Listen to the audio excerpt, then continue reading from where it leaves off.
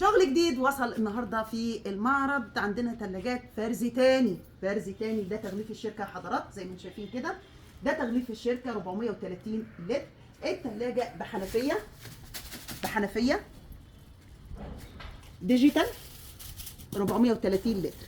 الشغل لسه نازل ان شاء الله. هفتح الشغل واوري لحضراتكم، بس انا بعرفكم جاي لي من الشركه مباشره لمعرض عالم اسمى. دي ثلاجات 430 لتر وايت ويل، تمام. ونزل كمان الشغل الكوري سامسونج، ضمان الشركه 10 سنين، انفرتر. ثلاجه بس بحنفيه، دي حته واحده بس هي اللي نازله لي في الشغل، فخلي بالكم. وكمان فريزرات توشيبا ال7 درج، فريزرات توشيبا ال7 درج. تابعوا معايا الفيديو، لسه معانا شغل.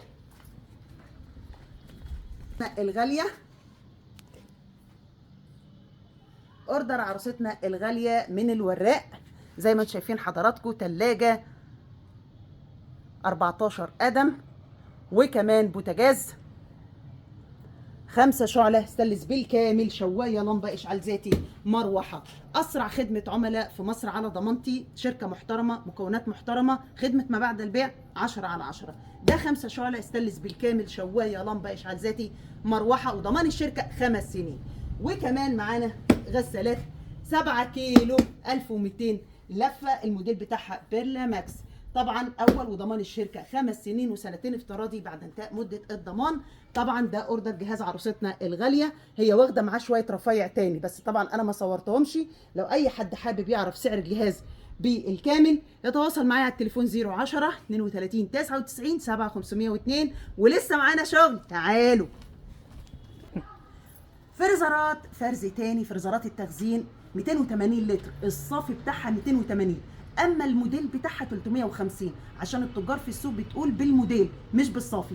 دي فريزرات ما شاء الله كبيره واسعه ممتازه لسوبر ماركت، محل جزاره، محل اسماك وفراخ. هي دي، بدل ما تشتري فريزر كبير 400 لتر، لا اشتري 2 عشان لو واحد قاتل التاني هيمشيك، وكمان الدنيا بتبقى منظمه. فاهميني؟ بدل ما تروح تلاقي كل حاجه داخله ببعضها والكلام الفاضي ده، لا، نظم المحل بتاعك، يبقى كل فريزر فيه حاجه معينه. ده سعره 9000 جنيه. فرز تاني، ضمان الشركه سنه، على السيريال نمبر.